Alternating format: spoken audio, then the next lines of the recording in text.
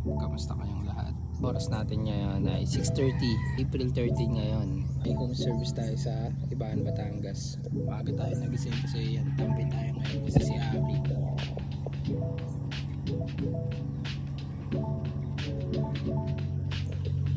Maaga rin nagising si Aki, so wala nagbabantay sa kanya, tulog pa yung mami niya. Service naman natin mamaya pa naman 9 AM, so yun, ako muna yung tayo.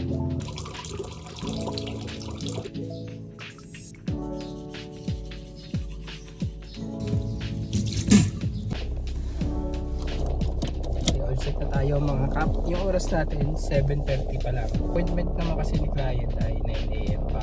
Siguro harap muna tayo makakainin kasi hindi pa rin tayo nag-almusal eh. Sabahan niyo ako mga kap, kita-kits tayo.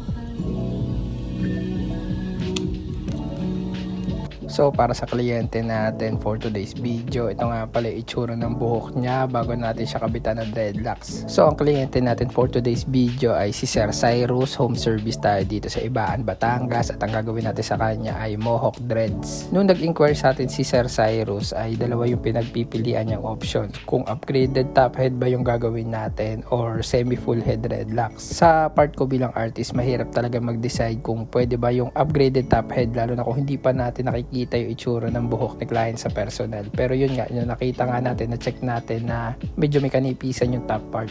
Yung ganitong klase ng style naman, yung mohawk dreads ay parang considered semi-full head na rin to in terms of pricing din, tsaka quantity ng extensions na ikakabit. Magkasing dami rin naman sila halos. Tapos tamang-tama pa sa gupit ni client kasi yung sides talaga ng buhok ni client ay sad-sad siya, gupit na siya. So yung likod, yung back part lang, tsaka top part yung pwede natin kabitan. Nagkasundo naman tayo ni client pagdating sa style na gagawin tsaka sa pricing, at ito na nga yung naging resulta ng gawa natin. Big shoutout nga pala sa client natin na si Sir Cyrus. Number 1 supporter din natin to sa page dati pa. Nakikita ko na rin siya nagla-like, share sa mga post natin, at hindi ko rin akalain na someday ay magagawa natin siya. At sa mga interested clients dyan within Batangas, Lipa City lang ako mga kap, message lang kayo sa mga gusto magpagawa. Yun. So bali yun, nakita nyo naman yung mga kaganapan. Tapos tayo dito sa Ibaan, Batangas. So ngayon, samahan nyo naman ako pauwi. Balik tayo na pa.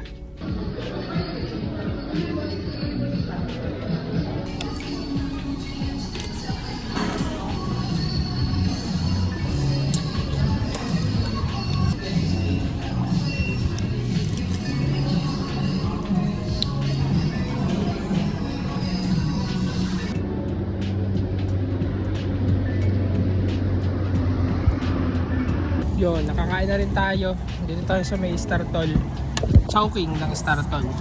Then punta tayo Levittown para mamili ng ingredients sa lulutuin natin mamaya po. Dito ko tatapusin to mga kap. Uwi na tayo. Thank you sa panonood.